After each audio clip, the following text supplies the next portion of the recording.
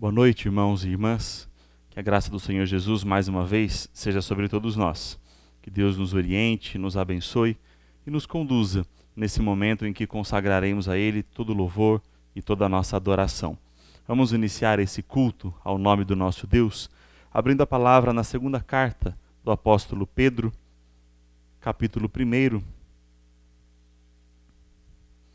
E leremos os versículos 3 a 11.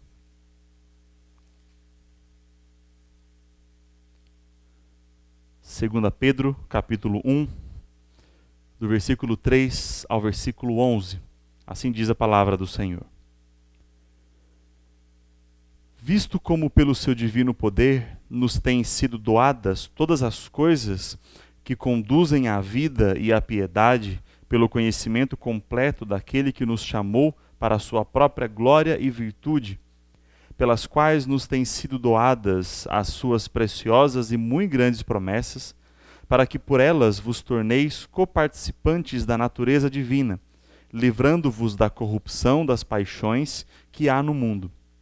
Por isso mesmo, vós, reunindo toda a vossa diligência, associai com a vossa fé a virtude, com a virtude o conhecimento, com o conhecimento o domínio próprio, com o domínio próprio, a perseverança, com a perseverança, a piedade, com a piedade, a fraternidade, com a fraternidade, o amor.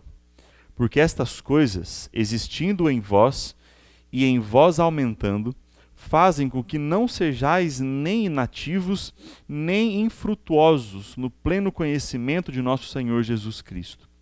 Pois aquele a quem estas coisas não estão presentes é cego, vendo só o que está perto, esquecido da purificação dos seus pecados de outrora. Por isso, irmãos, procurai com diligência cada vez maior confirmar a vossa vocação e eleição. Porquanto, procedendo assim, não tropeçareis em tempo algum, pois desta maneira é que vos será amplamente suprida a entrada no reino eterno de nosso Senhor e Salvador Jesus Cristo. Todas as coisas têm sido a nós doadas por Deus.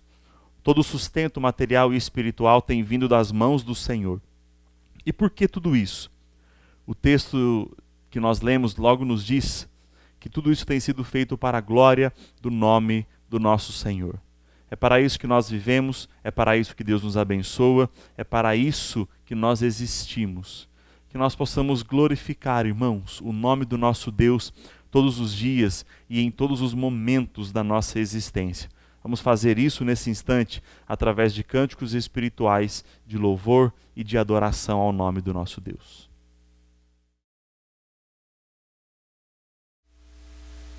Nós consagramos ao nosso Deus a nossa vida, tudo que nós somos, tudo aquilo que nós temos, porque Ele é o Rei da Glória, Ele é o Senhor dos Senhores. Portanto, assim como esse cântico, toda a nossa vida deve ser consagrada aos pés do Senhor.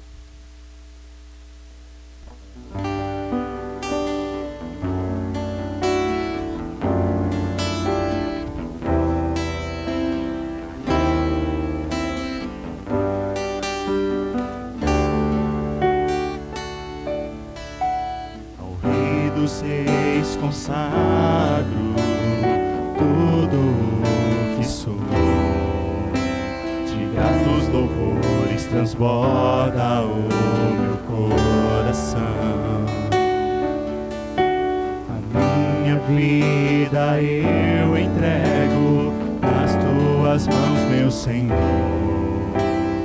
pra te exaltar com todo o meu amor. Eu te louvarei conforme a tua justiça e cantarei louvores, pois tu és altíssimo. Celebrarei a ti, ó Deus, com meu viver. Cantarei, contarei as tuas obras, pois por tuas mãos foram criados terra, céu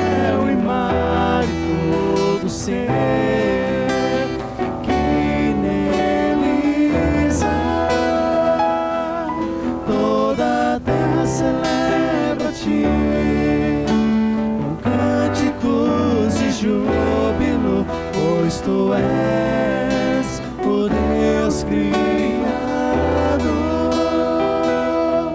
Toda a terra celebra-te com cânticos de júbilo, pois tu és o Deus Criador. Pois tu és o Deus Criador. A honra, a glória, a força e o poder ao Rei Jesus,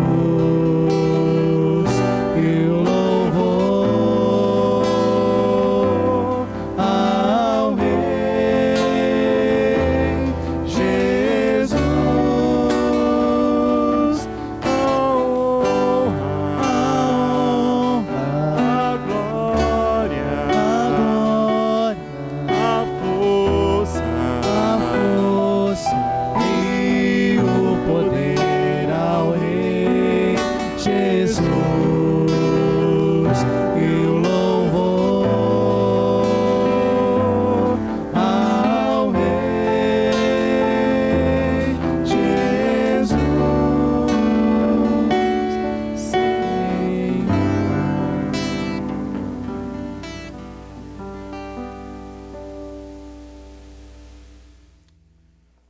O nome do Senhor Jesus está acima de todo outro nome.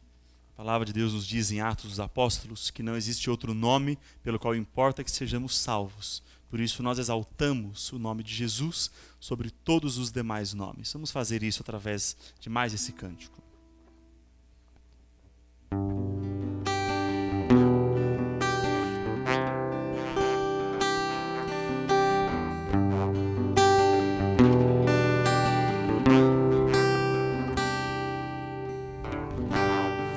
abriu mão da sua glória e semelhante a um homem se esvaziou, servo tornou e a si mesmo se humilhou e como filho obedeceu até a morte e morte de cruz. Mas o grande Deus, o nosso Pai, o exaltou e lhe deu um nome que é sobre todo nome nos céus e na terra e debaixo da terra. Ao nome de Jesus todo joelho se dobrará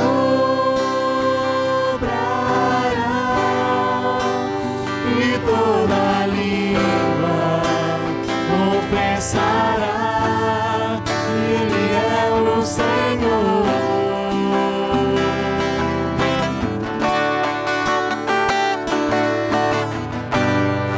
Abriu mão da sua glória e semelhante a um homem se esvaziou, servo tornou e a si mesmo se humilhou e como filho obedeceu até a morte, morte de cruz. Mas o grande Deus, o nosso Pai, o exaltou. Ele deu um nome que é sobre todo nome nos céus e na terra e debaixo da terra. ao nome de Jesus, todo joelho se dobrará e toda língua confessará que Ele é o Senhor.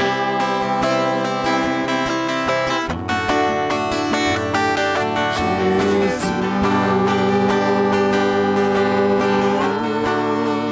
nome sobre todo nome, nome sobre todo nome. Jesus, nome sobre todo nome, nome sobre todo nome.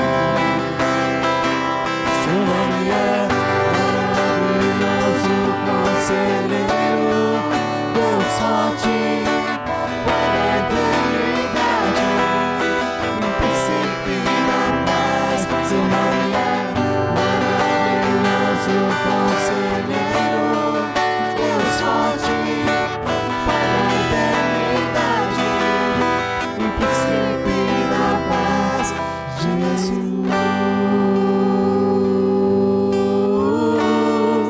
nome sobre todo nome, nome sobre todo nome.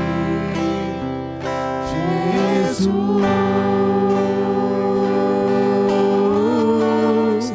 nome sobre todo nome, nome sobre todo nome.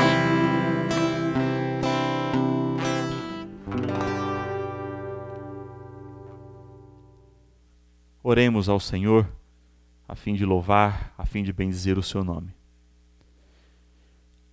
Bendito e exaltado seja o teu nome, Senhor, para todo sempre. Mais uma vez, em mais este culto, nós nos apresentamos diante do Senhor, para que o teu nome seja glorificado, seja cultuado pelo teu povo que se encontra reservado nesse momento, a fim de estabelecer esse culto ao Senhor. Mesmo não reunidos de forma presencial, de forma física, nós reunimos os nossos pensamentos nesse propósito, nesta hora, para te bendizer, para te glorificar sobre todas as coisas. Seja louvado a Deus não apenas nesses momentos, mas em todos os demais das nossas vidas, para que em tudo aquilo que fizermos, em palavra ou em ação, façamos para glorificar ao Senhor. Que no nosso agir, que no nosso pensar, que no nosso dia a dia, em todas as tarefas que executamos, o nome do Senhor seja sempre bendito, seja sempre exaltado pelos nossos corações. Que o nosso desejo seja sempre louvar ao Senhor.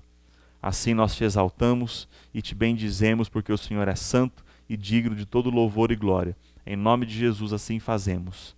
Amém. Leiamos ainda a palavra do Senhor no Evangelho segundo Mateus. Evangelho escrito por Mateus, capítulo 8, versículos 23 a 27.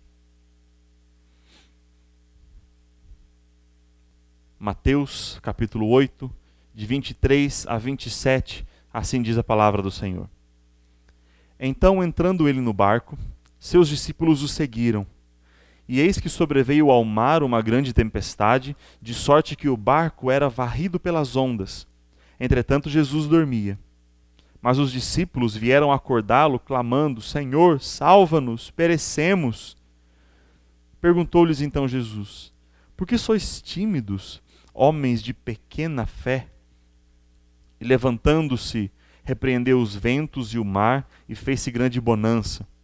E maravilharam-se os homens, dizendo: Quem é este, que até os ventos e o mar lhe obedecem? Meus irmãos, nós precisamos aprender a confiar e descansar no Senhor. Nós precisamos nos lembrar de que Deus é Senhor de todas as coisas, não apenas das pessoas, mas das circunstâncias. Deus é o Senhor dos ventos, o Senhor do mar, e esse mesmo Senhor está conosco a cada instante, a cada dia, cuidando de nós, sustentando o seu povo. Que nós possamos olhar para o Senhor nas mais difíceis lutas que nós temos na vida e saber que Ele tem o total domínio de todas as coisas, e assim possamos descansar e termos mais fé na graça e na direção do Senhor sobre as nossas vidas. Diante das nossas imperfeições, vamos cantar o hino de número 68, conhecido como Necessidade, no qual nós diremos que somos falhos, que somos pecadores e por isso nós precisamos do Senhor. Louvemos o nome dele com este hino.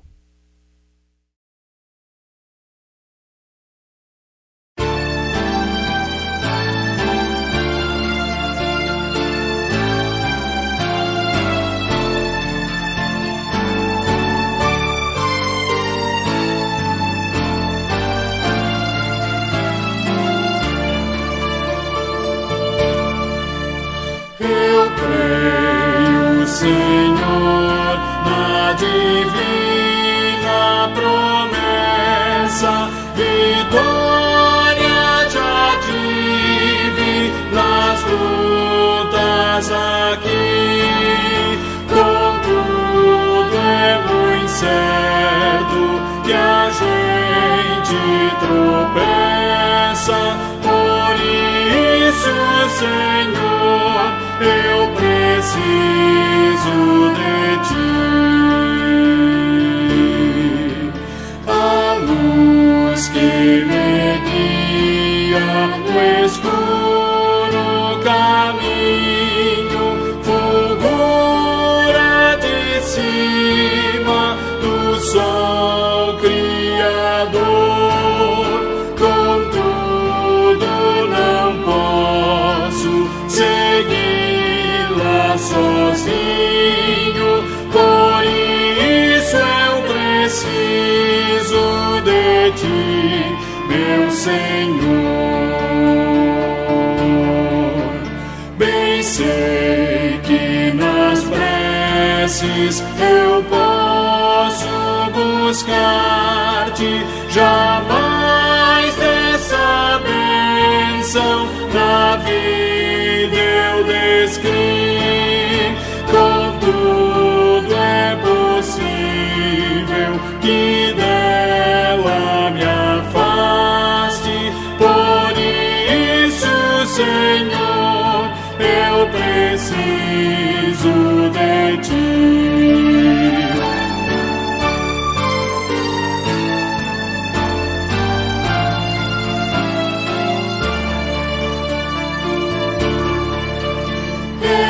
Esforços da terra, precário destino, empenho dos homens, riqueza o que for, não valem a bênção do reino divino, por isso eu preciso de ti, meu Senhor.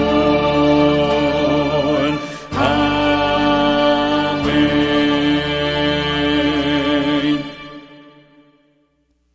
Vamos orar neste momento, irmãos, pedindo a Deus a cada dia que aumente a nossa fé, que sustente o nosso espírito pela sua palavra, pela sua graça, pela sua bondosa mão. Vamos orar nesse momento com o nosso irmão Renatinho. Senhor Deus, amado Pai, obrigado, Pai, por derramar tão ricas bênçãos sobre as nossas vidas, Pai. Obrigado pelo alimento, obrigado pela vida, obrigado pela água que bebemos, obrigado pelo ar que respiramos. Nós somos gratos por tudo que o Senhor tem feito por nós. Pai, perdoe nossos pecados, Pai. Reconhecemos que somos pecadores, nós somos falhos, e o Senhor enviou seu Filho Jesus, Pai, na cruz para nos purificar de todos os pecados, mesmo nós não sendo merecedores, Pai. Nos perdoe, Pai, tenha misericórdia de nós, Pai.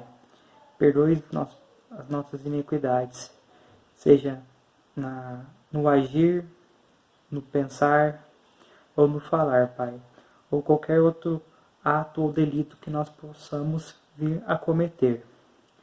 Pai, nesse momento te peço que o Senhor esteja fortalecendo a nossa fé, Pai, por esse momento que a gente está passando de pandemia, Pai, que o Senhor venha falar mais forte aos nossos corações, Pai, que nós possamos estar mais dispostos, Pai, a te seguir, Pai.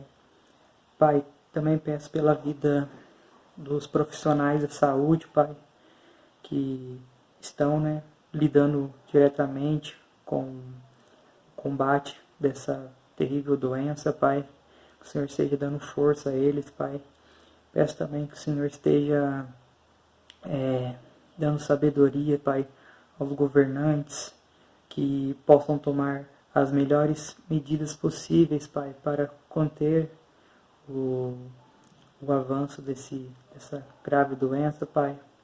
Oro também, Pai, pelas famílias que perderam entes queridos, Pai. Que o Senhor esteja confortando o coração de cada um deles, Pai. Que o Senhor esteja dando força, Pai, para continuar a caminhada, Pai.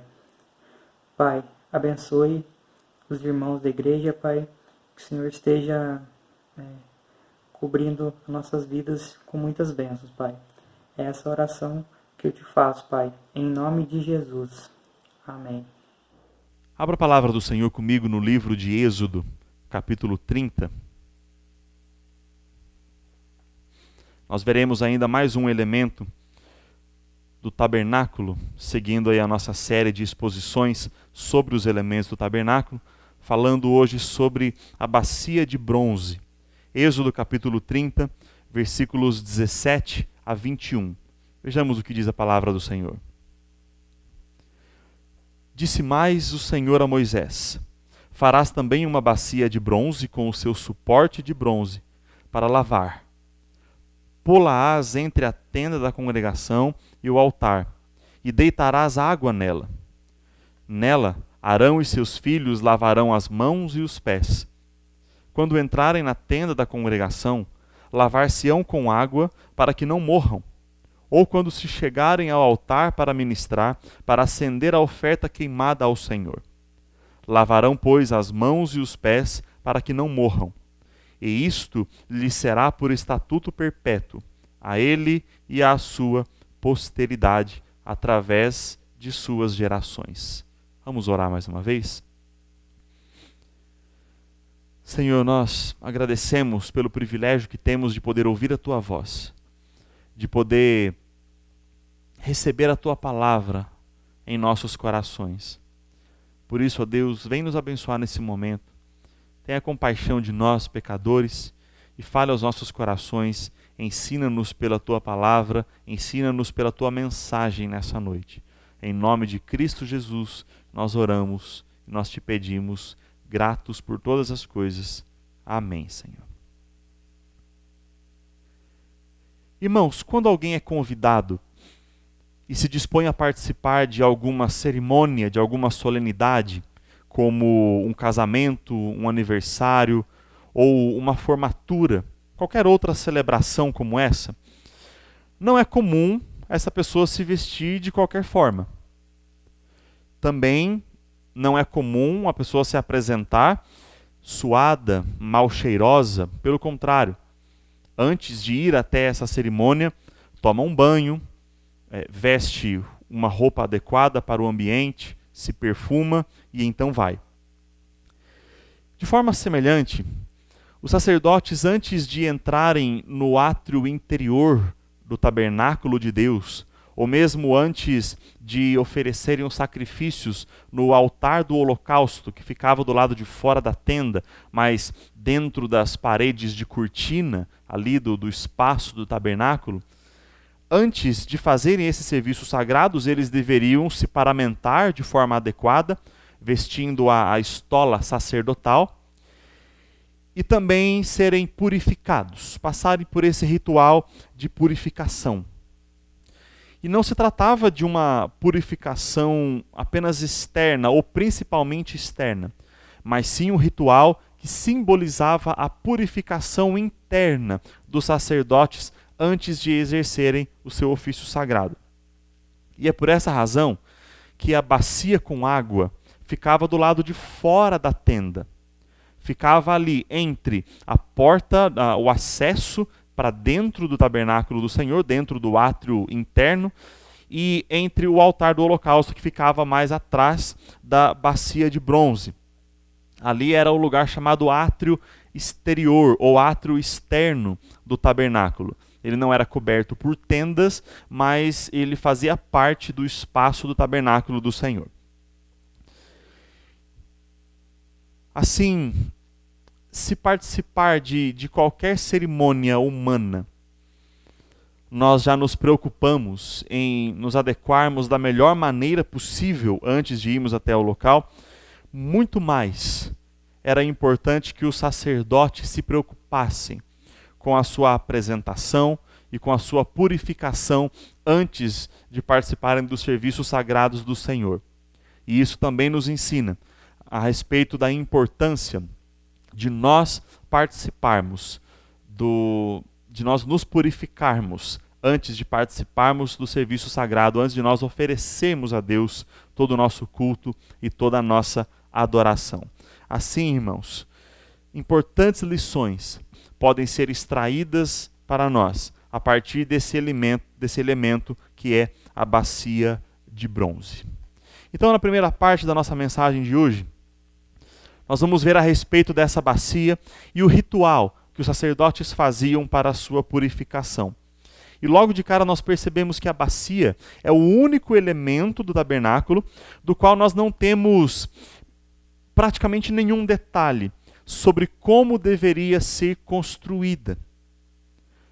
Não existem medidas, não existem formatos específicos e também não há nem mesmo a informação do peso, da quantidade de bronze que deveria ser utilizado para construir a bacia. Diferente do candelabro de ouro, por exemplo, que não tínhamos medidas, mas tínhamos a quantidade de ouro que deveria ser utilizada. No caso da bacia de bronze, nós não temos absolutamente nada disso. A única informação que nós temos é que era uma bacia que deveria ser feita a partir do bronze e que estaria sobre um suporte, sobre um pedestal, que também deveria ser construído a partir do bronze, né? E que água seria colocada sobre aquela bacia para a purificação dos sacerdotes. Também sabemos que ela ficava do lado de fora da tenda, mas nós não temos outros detalhes a respeito da construção, né, do formato dessa bacia. Todavia, irmãos, nós temos uma informação bem interessante a respeito do bronze utilizado para a construção dessa bacia. E essa informação está no texto ainda de Êxodo, um pouco mais adiante, no capítulo 38, versículo 8, que diz assim: Fez também a bacia de bronze com o seu suporte de bronze dos espelhos das mulheres que se reuniam para ministrar à porta da tenda da congregação. Todos os elementos do tabernáculo foram construídos a partir de materiais que haviam sido ofertados pelos próprios israelitas, homens e mulheres, cujos corações foram movidos por Deus para fazerem livremente essa oferta ao Senhor, ofertando todos os materiais que eles tinham para construir o tabernáculo. E a bacia e o seu suporte de bronze foram especificamente feitos a partir dos espelhos que algumas mulheres usavam para se pentear, para se embelezar, para se enxergar, para ver o seu reflexo no momento do seu embelezamento. E naquele período, irmãos, obviamente não havia espelhos feitos de vidro, mas os espelhos daquela época eram feitos de metais polidos, em especial o bronze. E esse fato nos mostra algo muito interessante. Algumas mulheres voluntariamente se reuniam junto ali à porta do tabernáculo, lembrando que elas não entravam ali no tabernáculo, no átrio interior, porque ali era exclusivo dos sacerdotes, e os sacerdotes homens, né, patriarcas, que assim Deus estabeleceu para o seu serviço sagrado, mas elas estavam ali, junto dos sacerdotes, ministrando a eles. Quando esse texto fala que elas estavam ministrando, também não quer dizer que elas estavam fazendo parte do ofício sagrado em si. Esses eram exclusivos também dos sacerdotes levitas. Mas quando elas estavam ministrando, nós entendemos que elas estavam auxiliando os sacerdotes nas necessidades que eles tinham, nas demais necessidades. Tudo mais que precisasse ser feito fora do serviço sagrado ao Senhor, essas mulheres estavam dispostas a fazer. E essas mesmas mulheres se dispuseram a abrir mão dos seus espelhos de objetos pessoais para que o bronze fosse utilizado na construção da bacia para a purificação dos sacerdotes, conforme ordem vinda do Senhor. O que isso nos ensina, irmãos? Grandes lições nós vimos através dessas mulheres, lições de humildade e de dedicação ao Senhor. Primeiro, ao abrirem mão dos seus espelhos, elas não estavam doando os seus espelhos de bronze para adquirirem outro. Não era uma troca, uma substituição de uma peça mais velha para adquirirem uma peça mais nova e a peça mais velha ir para o tabernáculo do Senhor. Mas elas estavam realmente abrindo mão, elas estavam ficando sem o seu espelho. Ou seja, elas não teriam mais o reflexo para se pentear, para se embelezar. E o que isso quer dizer? Isso quer dizer que elas estavam muito mais preocupadas com a glória do Senhor do que com a sua aparência física. Muito mais importante para elas era servir ao Senhor de todo o seu coração do que se apresentarem diante de Deus através de uma beleza externa. Deus era muito mais importante para aquelas mulheres do que a sua própria aparência. E mais do que isso, irmãos, quando elas se dedicaram a fazer qualquer tipo de serviço ali, ministrando aos sacerdotes, mesmo sem o reconhecimento, mesmo sem o status de serem líderes espirituais, de serem sacerdotisas, elas estavam dispostas porque elas queriam servir ao Senhor. Mesmo sem o devido reconhecimento, mesmo sem as honras e as glórias que os sacerdotes e os levitas tinham naquele tempo, mas elas não estavam preocupadas com isso. Elas estavam mais interessadas em servir a Deus, sabendo que Deus reconhecia o serviço que elas estavam dispondo naquele momento. Que grande lição isso, irmãos. E que nós, homens e mulheres do Senhor, também tenhamos a mesma disposição em servir, mesmo sem o devido reconhecimento. E sirvamos, quer nas tarefas mais pomposas ou cheias de status, ou também naquelas que são menos notórias, mas com toda a humildade, fazendo de forma única e exclusiva para glorificar o nome do nosso Deus. Fora essas poucas informações a respeito da bacia de bronze, nós não temos mais nenhum outro detalhe. Não temos as suas descrições, mas a palavra de Deus nos traz a descrição do ritual, da finalidade da bacia de bronze em relação aos sacerdotes. Ou seja, antes deles começarem a sacrificar os animais para servirem em holocausto ao Senhor, ou de entrarem no templo para fazer os serviços internos, como colocar os pães na mesa da proposição, como acender o candelabro, as lâmpadas do candelabro, como queimar o incenso ali no altar do incenso, ou até mesmo uma vez ao ano, entrar no Santo dos Santos para aspergir sangue sobre o altar, sobre a arca da aliança e o propiciatório, eles deveriam se purificar, lavando as suas mãos e os seus pés. E por que isso, irmãos? Não era apenas por uma questão de higienização externa, embora isso fosse muito bem cabível àquele momento, àquela circunstância, mas tratava-se de um ritual para purificação interna. Porque os sacerdotes também eram pecadores, também eram manchados pela iniquidade.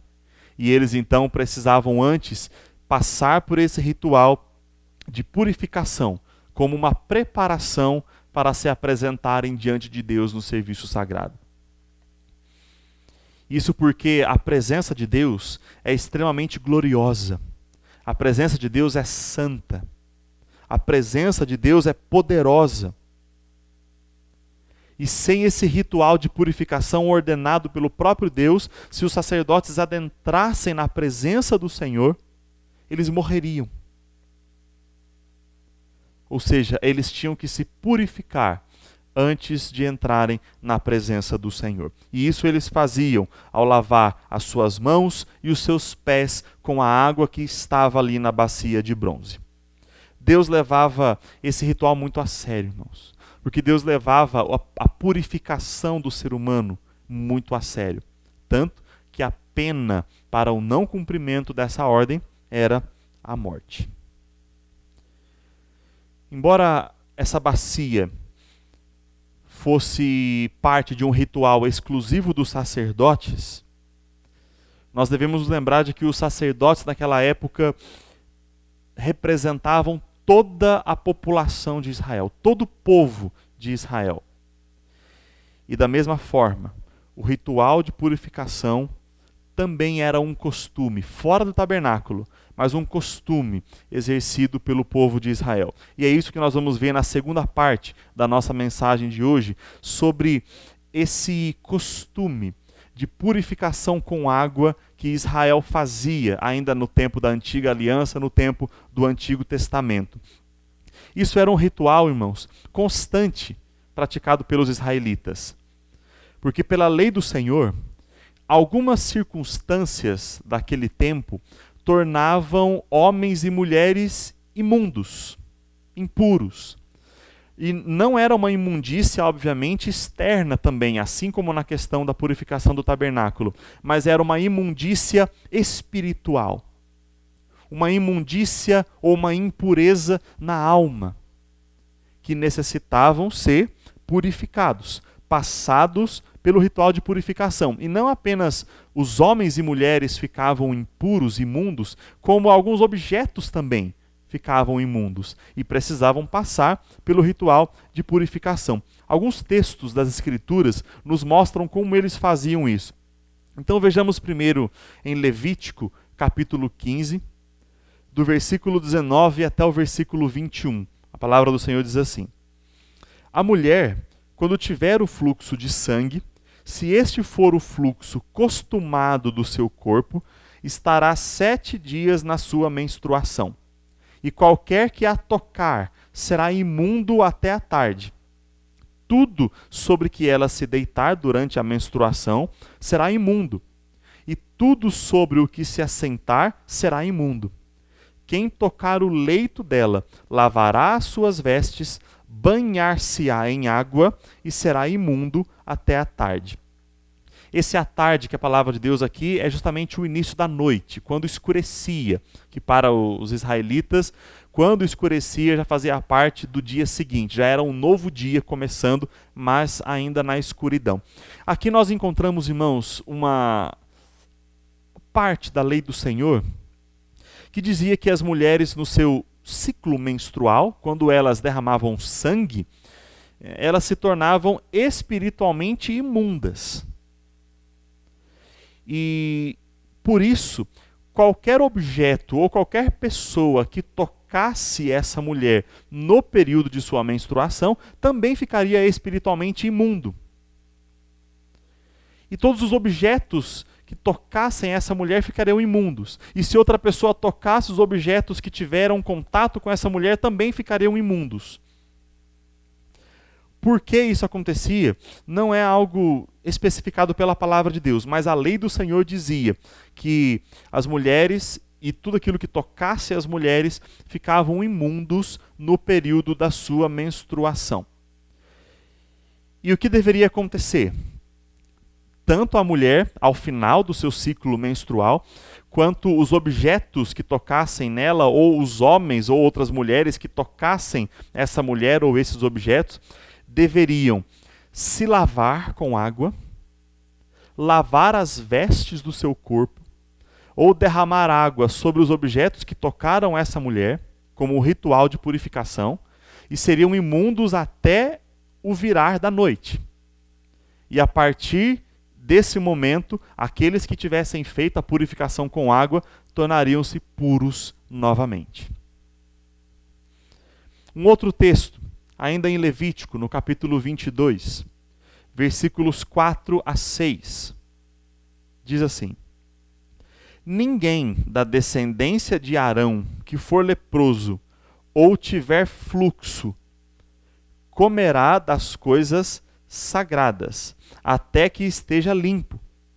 Como também o que tocar alguma coisa imunda por causa de um morto, ou aquele com que se der a emissão do sêmen, ou qualquer que tocar algum réptil com o que se faz imundo, ou algum homem com o que se faz imundo, seja qual for a sua imundícia. O homem que o tocar será imundo até a tarde, e não comerá das coisas sagradas sem primeiro banhar o seu corpo em água. Aqui nós vemos outras circunstâncias que tornavam o ser humano impuro. Quando alguém tocasse em algum cadáver, quando alguém tocasse em algum animal que Deus havia estabelecido como imundo também, ou mesmo o homem, quando tivesse o fluxo de sêmen, fosse por algo natural, que acontecesse ali como poluição noturna, ou fosse através da relação sexual com uma mulher, ao emitir o sêmen do seu corpo, o homem se tornava impuro. E qualquer pessoa que tocasse ou o sêmen, ou o homem que tivesse tido o fluxo de sêmen, ou qualquer objeto que tivesse tocado, também ficaria impuro, à semelhança da mulher na sua menstruação. E também ali, tanto o homem, quanto outras pessoas, quanto objetos que tivessem contato com ele, deveriam lavar o seu corpo em água, lavar as suas vestes em água, e seriam impuros até o período da noite. Então, eles se tornariam puros. Embora não haja uma razão específica para isso, irmãos, a ideia aqui é justamente representar a impureza da alma do ser humano por causa do seu pecado.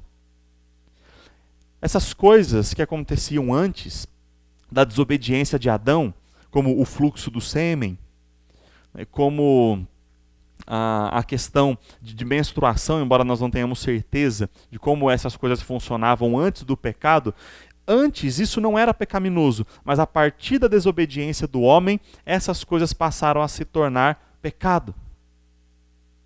E isso representava a impureza da alma humana. Por isso Deus havia estabelecido esses princípios na sua lei. Mas Deus não deixou o ser humano perecer na sua impureza. E por que era necessário que eles passassem pelo ritual da purificação? Porque ninguém podia participar das cerimônias sagradas estabelecidas por Deus sem antes se purificar, enquanto ainda estivesse na sua imundícia. Além das festas que eles participavam no tabernáculo ou depois no templo, além dos holocaustos que eles ofereciam no altar lá em Jerusalém, mas todas as vezes que eles também faziam sacrifícios nas suas próprias casas e comiam em família como honra, como consagração ao Senhor, eles não deveriam participar dessas solenidades nas suas impurezas. Eles precisavam se purificar. E como eles faziam essa purificação? Através do elemento água. A menos que fossem objetos feitos de barro, que deveriam ser quebrados para nunca mais serem usados, mas todos os outros objetos de madeira, de prata, de ouro, de bronze, ou as roupas, ou o próprio ser humano, eles deveriam passar pela água como um símbolo de purificação da sua imundícia.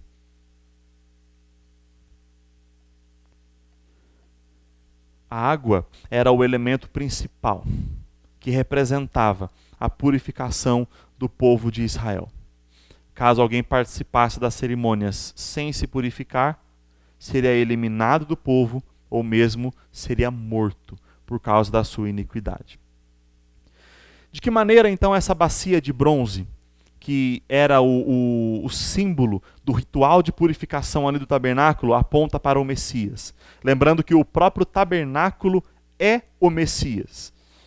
A bacia de bronze servia para a purificação dos sacerdotes, que representavam todo o povo de Israel.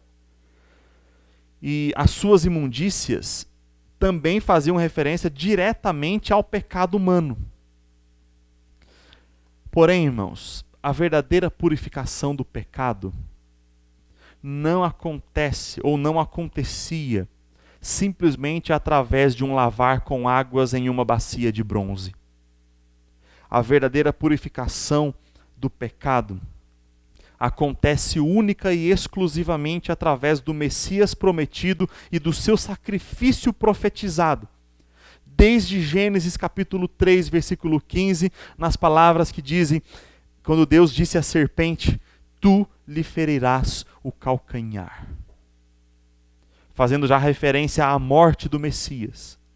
E que através do seu sacrifício, todo aquele que cresce no Messias seria purificado.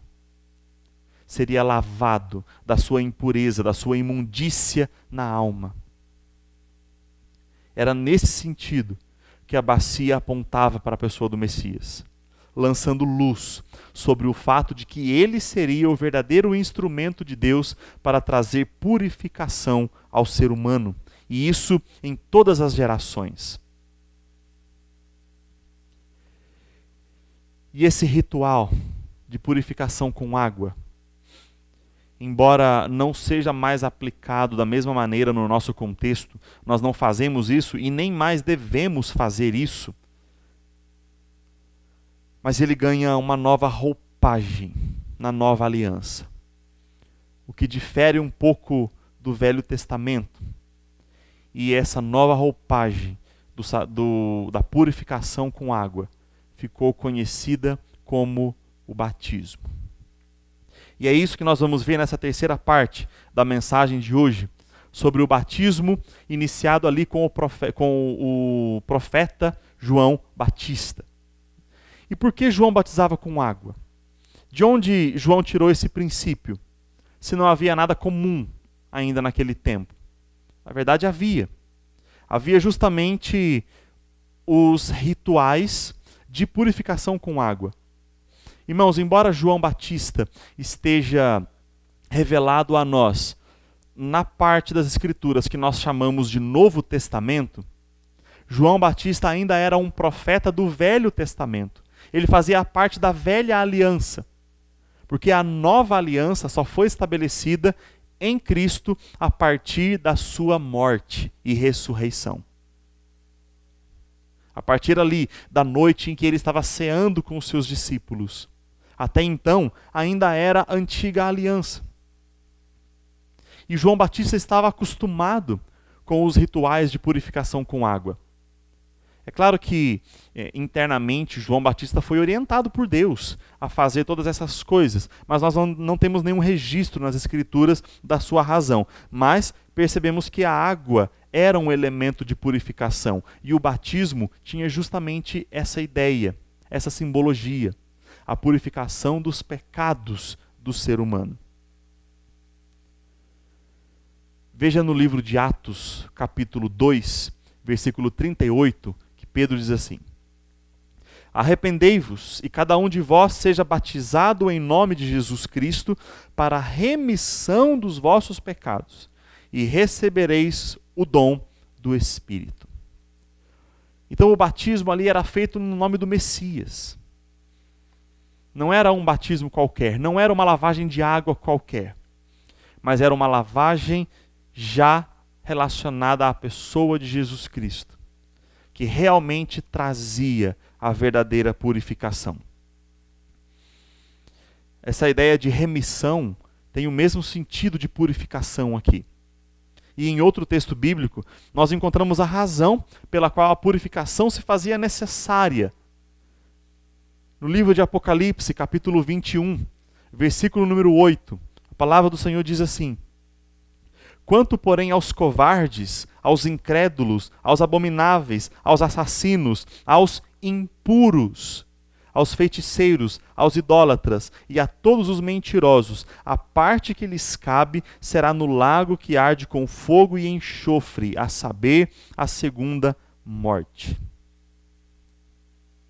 Assim, irmãos, como nenhuma pessoa imunda podia participar das celebrações solenes a Deus na velha aliança, sem antes se purificar com os rituais de água, também nenhuma pessoa pode fazer parte do reino de Deus hoje, e nem mesmo ir para o céu, sem ter sido primeiro purificada dos seus pecados. Ninguém vai para o céu sem antes ser purificado dos seus pecados. O batismo com água é justamente o símbolo dessa purificação, da remissão dos pecados.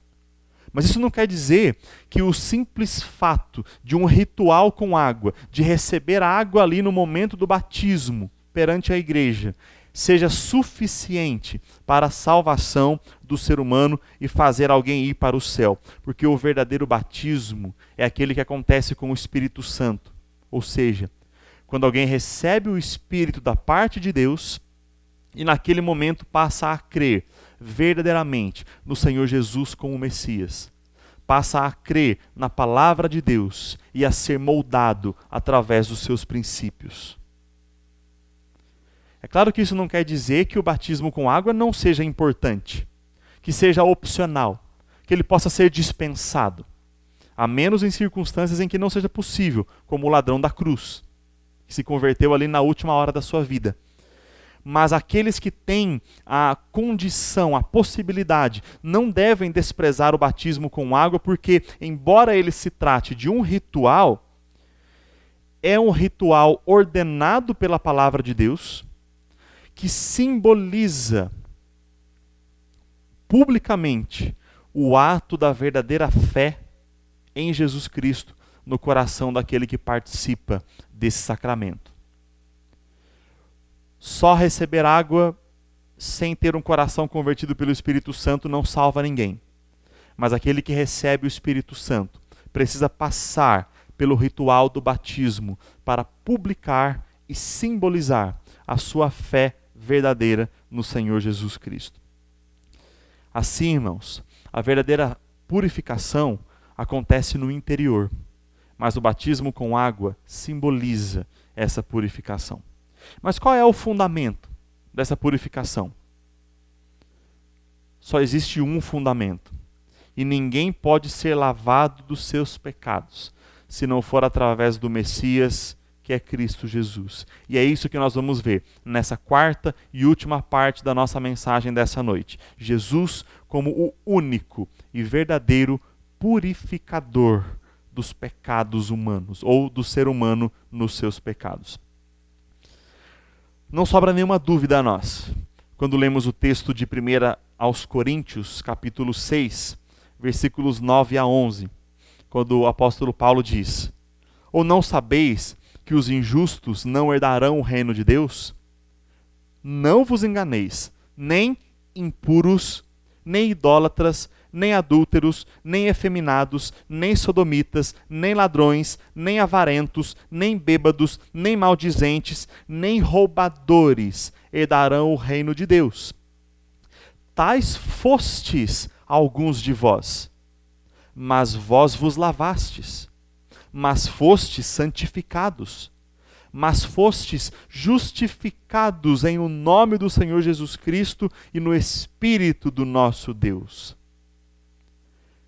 Nesse texto, irmãos, assim como vimos em Apocalipse 21:8, também encontramos a realidade de que nenhum impuro pode herdar o reino de Deus, pode herdar a vida eterna. Porém, é nesse mesmo texto que nós encontramos a maravilhosa graça do Senhor, revelando-nos a solução de toda essa impureza. E a solução não é outra, senão Cristo, que fez o sacrifício e derramou o seu sangue, e através desse sangue nós somos purificados. Nós somos justificados. nós somos santificados das nossas iniquidades. E como isso é possível? Como isso acontece? Isso acontece e só é possível porque Cristo Jesus tomou o nosso lugar. Um lugar de pecado, um lugar de maldição. De que forma ele fez isso? Primeiro, Jesus tomou o nosso lugar no cumprimento da lei de Deus. O que o ser humano não fez. Desde Adão, desobedecendo a Deus no princípio de todas as coisas, e continuamos a ser desobedientes até a geração de hoje, pecando continuamente contra Deus, e assim o ser humano fará até o fim deste mundo. Por outro lado, Jesus cumpriu a lei de Deus de forma perfeita, sem quebrar um único mandamento sequer. O que o ser humano não é, não foi e não será capaz de fazer. Jesus tomou o nosso lugar, cumprindo a lei de Deus. E segundo, Jesus tomou o nosso lugar na pena pela desobediência a Deus, que era a pena de morte. Mesmo tendo cumprido toda a lei do Senhor de forma perfeita, mesmo sendo totalmente justo, Jesus se fez condenado por causa das nossas iniquidades. Jesus morreu por causa dos nossos pecados e assim satisfez a justa ira de Deus. E é por isso, irmãos, que só existe um meio de purificação dos nossos pecados, que é através de Jesus Cristo, o justo. Por essa razão é que Jesus disse em João capítulo 14, versículo 6, Eu sou o caminho, a verdade e a vida. Ninguém vem ao Pai senão por mim. Não é através de uma bacia de bronze, não é através de um batismo, mas é através de Jesus Cristo, representado pela bacia de bronze, representado pelo batismo, que o ser humano pode ser salvo. Também Jesus, em Mateus capítulo 26, versículo 27 e 28, registrando assim, disse, a seguir tomou um cálice e, tendo dado graças, o deu aos discípulos, dizendo, bebei dele todos, porque isto é o meu sangue, o sangue da nova aliança, derramado em favor de muitos, para a remissão de pecados. Irmãos, fora de Cristo não há remissão. Fora de Cristo não há purificação. Logo, fora de Cristo não existe salvação. E é dessa maneira que a bacia de bronze aponta para a pessoa de Jesus Cristo. Os sacerdotes se purificavam nela antes de fazerem os serviços sagrados. E do mesmo modo, todo o povo de Deus, aqueles que creem verdadeiramente no Senhor Jesus, todo o povo é purificado através do sacrifício feito pelo Redentor Jesus Cristo. O lavar com a água da bacia de bronze não poderia purificar ninguém dos pecados. O batismo não pode purificar ninguém dos pecados. Só Cristo pode. E esses elementos apontam para a purificação através da pessoa do Messias, o nosso purificador. É assim que mais um elemento do tabernáculo mostra um atributo de Jesus Cristo, que é o da nossa purificação. Mas existe ainda uma última implicação dessa lição sobre as nossas vidas. Assim, irmãos, como os sacerdotes deveriam se purificar todas as vezes que iriam realizar os serviços sagrados do tabernáculo, nós também devemos dar continuidade à nossa purificação perante o Senhor. E por que isso? Porque nós continuamos pecando contra Deus. Porque nós continuamos cometendo as nossas iniquidades, desobedecendo a lei, quebrando os mandamentos do Senhor. Portanto, nós precisamos nos arrepender, confessando os nossos pecados e lutando contra os nossos desejos impuros. Paulo diz ainda em 2 Coríntios capítulo 3, versículo 18, e todos nós, com o rosto desvendado, contemplando como por espelho a glória do Senhor, somos transformados de glória em glória na sua própria imagem, como pelo Senhor, o Espírito.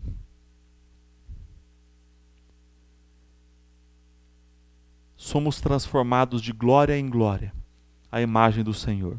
E por isso, irmãos, assim como nós fomos uma vez purificados pelo Senhor Jesus no seu sacrifício, e de uma vez por todas, nós também somos convocados e capacitados a nos purificarmos diariamente diante de Deus.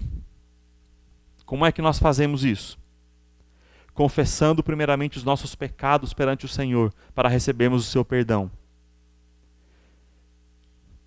Através também da fuga das tentações, fugindo de tudo aquilo que nos atrai para o pecado e lutando contra o nosso próprio desejo de pecar.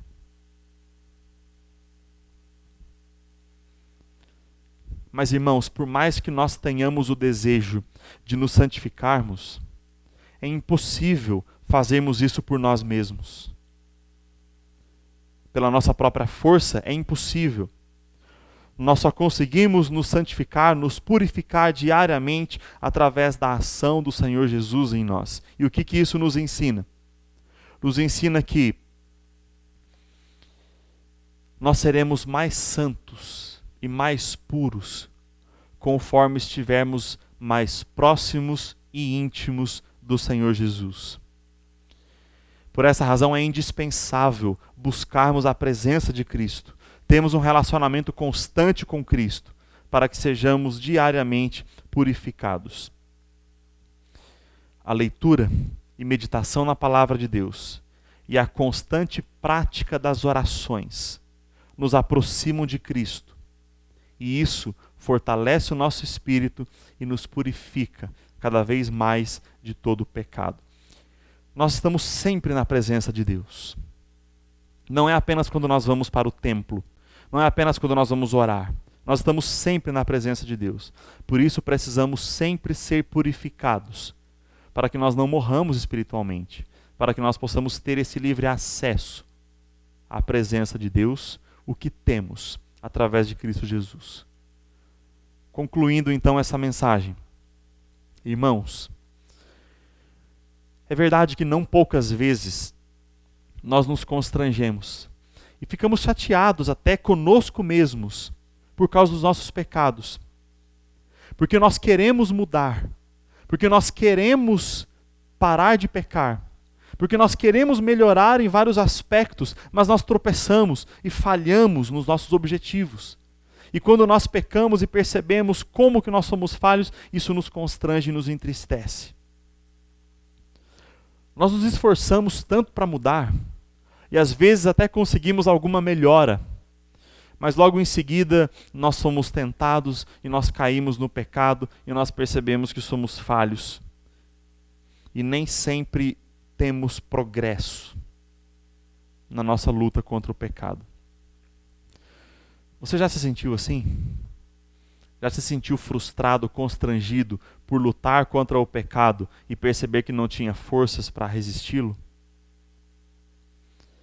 Irmãos, nós precisamos entender e guardar em nossos corações um princípio que é fundamental. Nenhum progresso será alcançado e será definitivo nas nossas vidas sem a presença de Cristo Jesus, sem a ação direta de Cristo Jesus através do Espírito Santo em nós. Nenhuma melhora em nossa santificação, nenhuma melhora em nossa resistência contra as tentações pode ser alcançada sem o poder de Jesus Cristo. E assim, por mais que nós nos esforcemos, tudo será em vão, se em primeiro lugar nós não buscarmos constantemente a presença de Cristo nas nossas vidas. Portanto, irmãos, a mudança que nós queremos na nossa santidade, na nossa justiça, não começa com o estabelecimento de metas. Não começa com o traçar de meios para alcançarmos esses objetivos. A mudança que nós queremos começa com os nossos olhos na palavra do Senhor e com as nossas almas voltadas para Deus em oração. Sem uma vida dedicada à meditação nas Escrituras e à prática constante das orações, todos os nossos esforços para resistirmos ao pecado será em vão. Esses 2 pontos, esses 2 princípios, Bíblia e oração, são os primeiros e principais para uma vida santificada. Se nós não tivermos uma vida de leitura e meditação na palavra de Deus, e se nós não tivermos uma vida de oração, buscando assim a presença do Senhor Jesus, não há esforço suficiente, não há forças suficientes em nós para resistirmos ao pecado, para sermos purificados das nossas iniquidades diárias. Portanto, guarde no seu coração: você só foi redimido do seu pecado através de Cristo Jesus. E é somente na presença de Cristo Jesus que você pode ser cada vez mais purificado das suas iniquidades. Portanto, irmãos, olhe para a sua bacia de bronze. Busque a Jesus de todo o seu coração. Busque a Jesus pela palavra. Busque a Jesus pelas orações. Somente assim você terá o seu espírito fortalecido e poderá ser mais resistente às iniquidades e purificado dos seus pecados diariamente. Sem esses 2 elementos, nenhum esforço é válido o suficiente. Sem Jesus, não existe purificação e não existe resistência contra o pecado. Que Deus nos abençoe e nos purifique através da nossa bacia de bronze, que é a pessoa de Jesus Cristo. Vamos orar mais uma vez? Senhor, obrigado por mais uma vez falar ao nosso coração pela Tua palavra. Obrigado pelos ensinamentos grandiosos e preciosos que recebemos do Senhor toda vez que nos prontificamos a ler a Tua palavra. Ajuda-nos, ó Deus, a nos organizarmos para ler a Tua palavra diariamente, para gastarmos tempo em oração, sabendo que assim nós estaremos mais próximos do Senhor e mais fortes na nossa espiritualidade. Ajuda o Teu povo, Senhor. É o que nós te pedimos, em nome e por amor de Cristo Jesus. Amém. E assim, meus amados irmãos, que a graça maravilhosa do Senhor e Salvador Jesus Cristo, que o amor de Deus, o nosso Pai eterno, que a consolação e a paz do Santo Espírito repousem sobre todos vós e sobre todo o povo que pertence ao Senhor Jesus, hoje e para todo sempre. Amém.